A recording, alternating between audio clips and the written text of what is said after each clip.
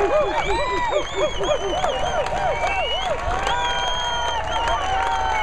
you. Thank you very much.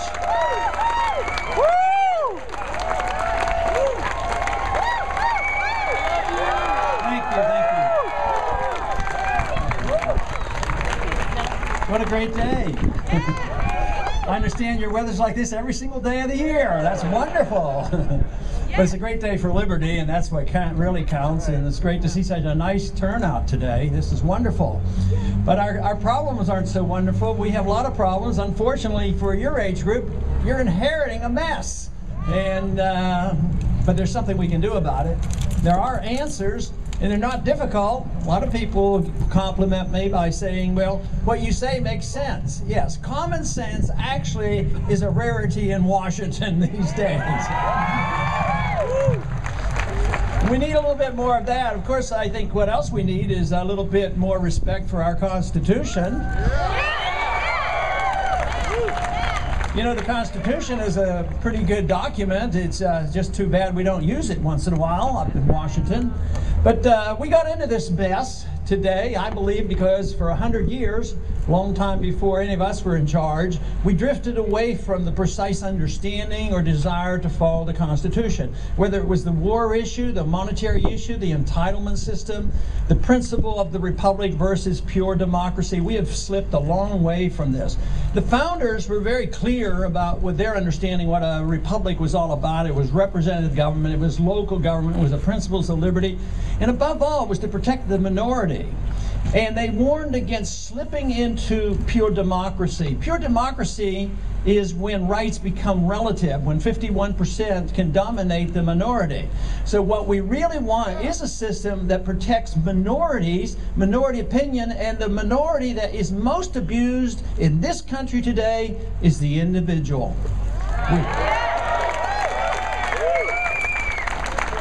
So rights come to us not from our government. Our rights come from our Creator in a natural way. Our liberties come in the same manner. Unfortunately, the consequence of that understanding should be that if you have your right to your life and the right to your liberty, you ought to have the right to keep the fruits of your labor.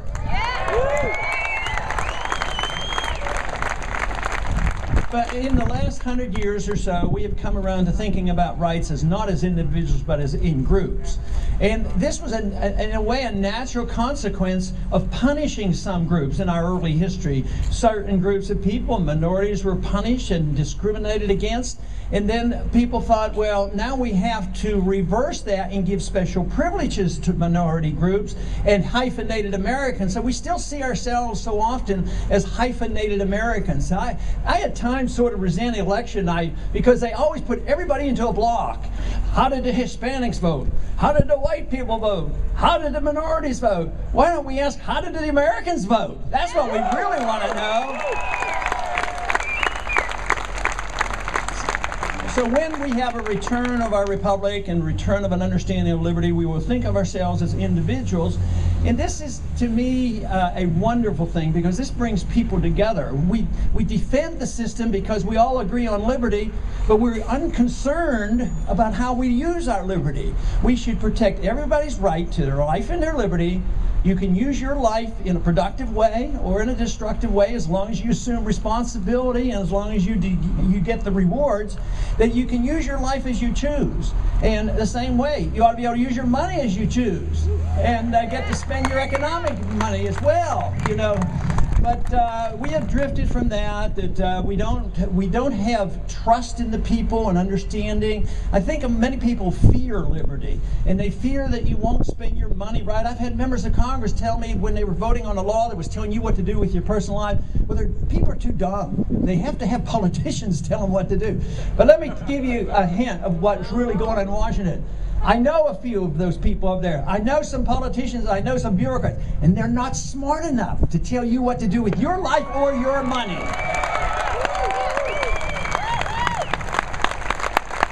They don't know what is best for you, and if they make a mistake, which they on occasion do, they make it for all of us. If you make a mistake, if you have your liberty back and you make a mistake, you suffer the consequences. And there'll be other. It's not like saying nothing would happen.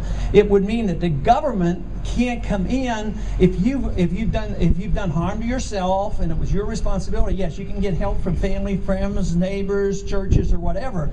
But to devise a whole system that says that if you get into trouble, you have to go to the government to spend money on this, buy this, do this.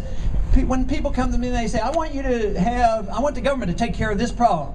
I said, well, who's the government? Where's the government going to get their money? The only money the government has is the money they steal from people. Woo!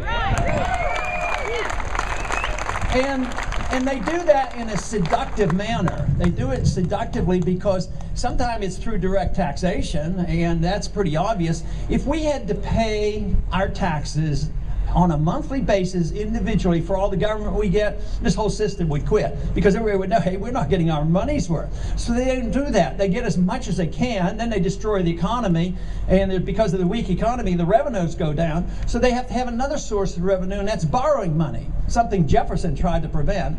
But we borrowed to the hilt. You know, young people like you're inheriting a debt of $16 trillion. That's a small amount to be concerned about. Students now are graduating with a debt. The total debt for the student loans now is over $1 trillion. It's loaded down with debt. But even that's not enough to pay for big government. The appetite for this huge government to do things they shouldn't be doing. Where do they get the rest of the money? They print it.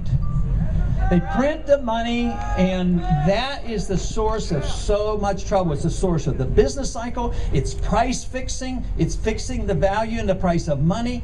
It distorts allocation of credit, and the credit allocation becomes dominated by members of Congress and what Congress does, but also secretly by the Federal Reserve. And they make plenty of mistakes. They created the crisis, and then they made it worse by giving the bailouts to the very people who were ripping us off from the bubble that they were involved in. Right now, I've been talking a lot about how your obligations are going to grow because actually Europe's in a little worse shape than we are financially. But the whole world is in trouble financially because it's the biggest financial bubble in the history of the world.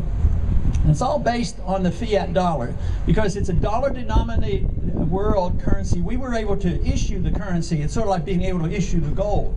So all the other currencies use the dollar as the base. And therefore, they have inflated in a distorted thing. And a typical example to understand that is what's happening in Greece. We're in the middle of that mess over there. And I've always said, and I continue to be convinced it's happening, that is, you will get the burden of bailing out Europe. And that is the reason that we have to know exactly what the Federal Reserve is doing, get control of the Federal Reserve, have an audit of the Federal Reserve, and find out who they're bailing out.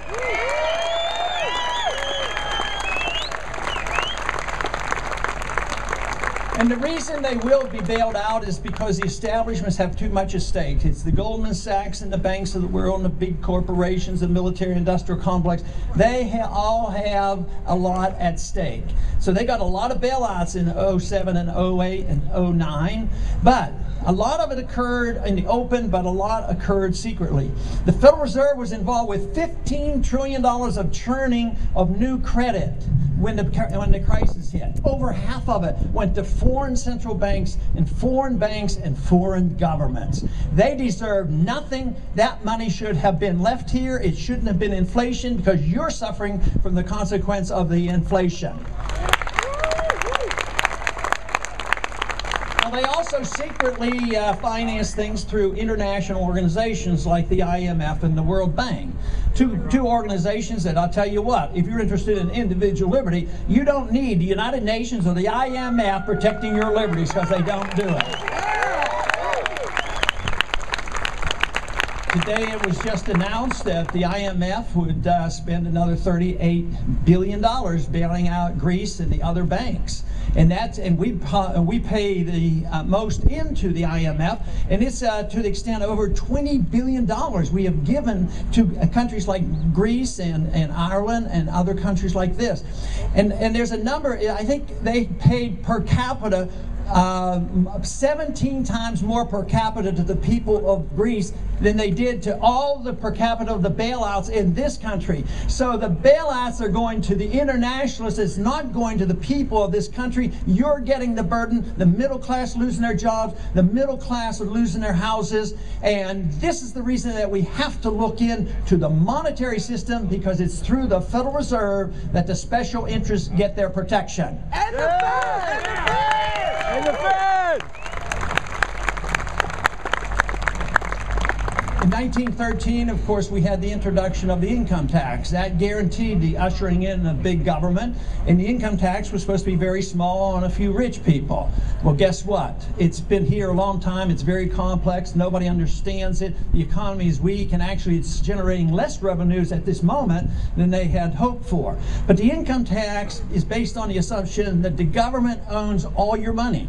All your income is owned by the government, and they will permit you to keep a certain percentage according to their rules. So the founders didn't invent that. This is ushered in the 20th century when our country embarked on big government. So this invited and introduced the notion of the entitlement system. An entitlement system that is based on the principle that the dictatorship of the majority can undermine the rights of the minority.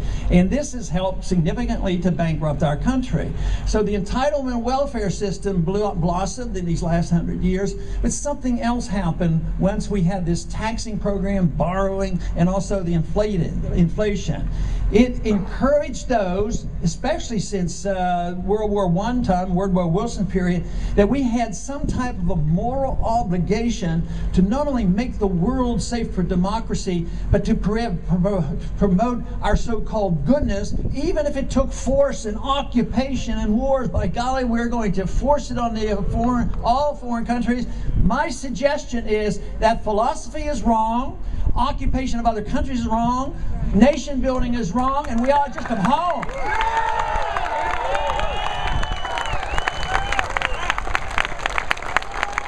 President Paul! Most important thing when we're dealing with these expenditures overseas is to distinguish between the Defense Department and defending our country versus military spending. We spend more money than everybody else put together. We have more weapons than everybody else put together. Who's going to invade us? Who's going to lob a bomb on us in the near future? Nobody's going to do that. It's going to be some other way. Our greatest threat today, worldwide and in this country, is a financial collapse. And that is the reason we have to understand that debt is bad. It's a debt system. The monetary system is based on debt. The whole entitlement system and foreign policy is based on debt. So this is the reason. My suggestion is that in the very first year, to make that point, we ought to cut spending in real terms by $1 trillion.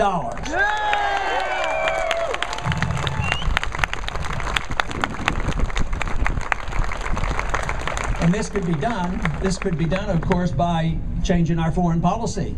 Why do we still have troops in Korea? Why do we have troops in Germany? That subsidizes their countries, not our country. Why are we in these endless wars? And the truth is, they're planning on more wars. And we can't even keep up with them. We don't know how many countries we're in, but I think we have about 900 bases in 138 countries around the world. And right now the plan is they're just itching. The other candidates say, when are we going to go get into Syria? Why don't we start dropping bombs on Syria? When are we going to hit Iran? I mean, it's on and on. I'll tell you what, the Republicans are going to be in big trouble unless they come our way and decide they want a president who's more for peace than for war, is what they do.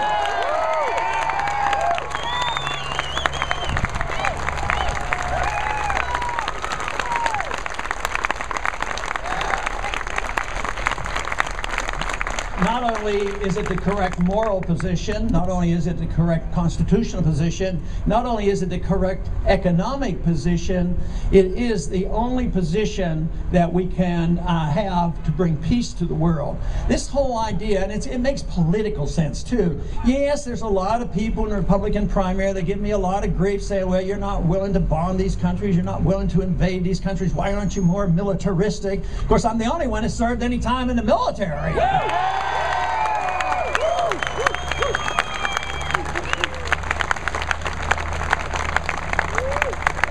And of course, those people who are anxious to criticize don't say too much about our campaign getting the most money, 7 times more money than the rest of them put together. We get the money for the military. So it is necessary to change this whole concept of foreign policy.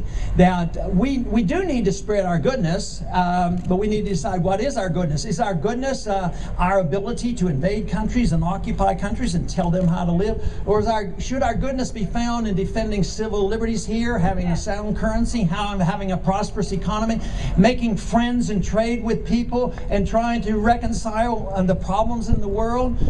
If that is the case, why don't we do that, set an example? Maybe somebody would want to follow us and emulate what we do. Yeah! When I was called to military duty in 1962 during the Cuban crisis, and then was in for 5 years, and that was during the Vietnam crisis.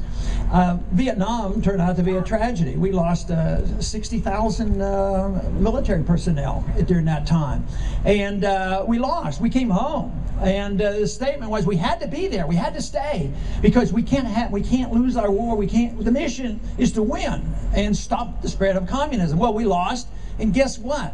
Vietnam and China, they ended up becoming more westernized when we left them alone. And now we trade with Vietnam, we talk to them, we go back and forth, we invest over there. Just think what was achieved in peace that wasn't achieved of 20 years of the French and Americans trying to tell the Vietnamese what they ought to do with our country.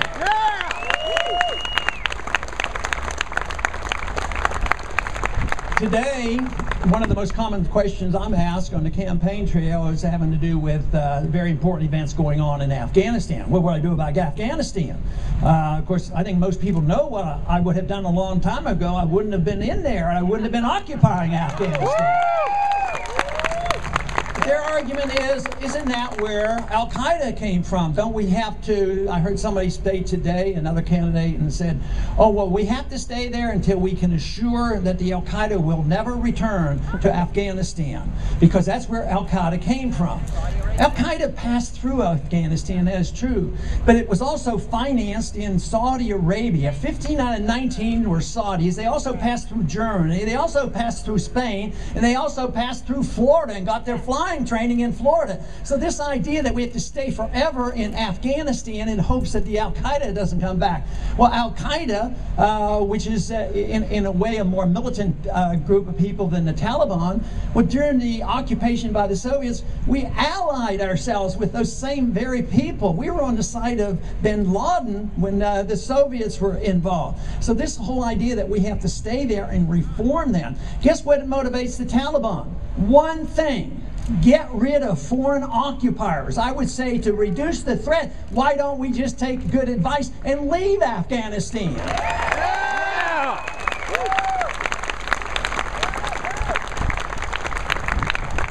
But it is true, some of the other candidates are starting to talk differently. And even our president's starting to talk differently. Oh yeah, we will leave in a year or two. But tell you what, they haven't changed their policy. It's all talk right now. We supposedly have left Iraq, but we still have the biggest base, in the biggest embassy in the world. We've spent $1 billion building it. We just had an appropriation of $5 billion to maintain 17,000 people in an embassy in Baghdad, and they say we're leaving. We still have military bases all around that region. And if they're worried about Al-Qaeda, we need to change our foreign policy. We went into Iraq to get Al-Qaeda. Al-Qaeda wasn't there. Guess what? Al-Qaeda is there now. The Christians have been run out and the Al-Qaeda has come back in. So the policy makes no sense. Now, of course, everybody's worried about Syria. What are we going to do about Syria?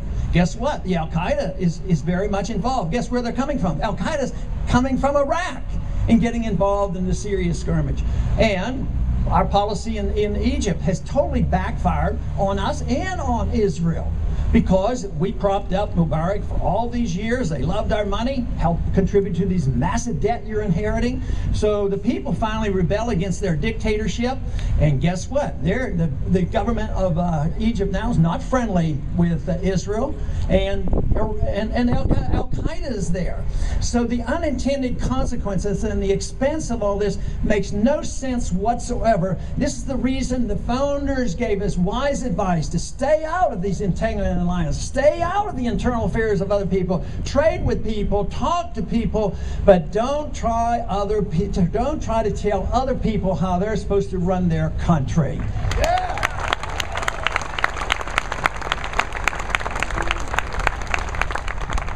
Of course, that same principle should be applied to us domestically. Why should the government tell you what you should do with your personal life?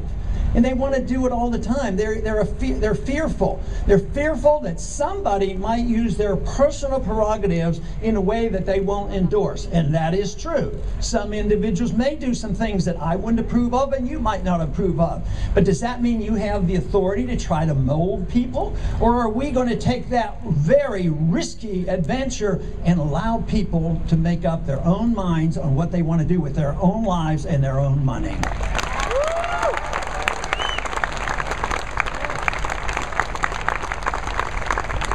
Some claim that we should be involved economically because there will be unfair distribution of wealth. It won't be equal, but guess what happens in a society that's free? The freer the society, history has proven, the more prosperous the society, and the larger the middle class. But what's happening today? Debasement of currency and government intervention and the special interests.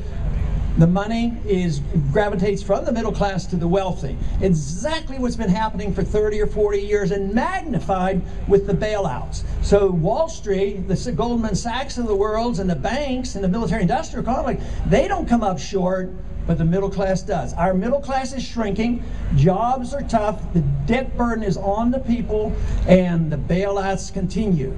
There's one deeply flawed assumption made by the opposition. They believe that debt is good, and that if you're not spending your money, they want you to spend more money.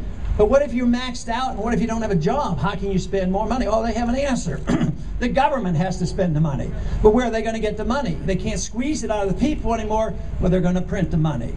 The fallacy there is the government, it seems like, well, if they printed money and distributed it, wouldn't this help? But do they distribute the money to the people? Did they go and bail out the mortgage holders? No, they went and bailed out the banks.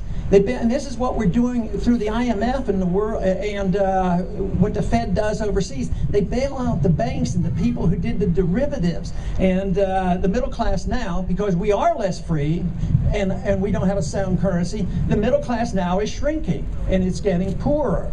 And if I had to make a choice on whether I wanted to live in a totally free society and be poorer, I would want to live in a totally free society. That's what would be my personal choice.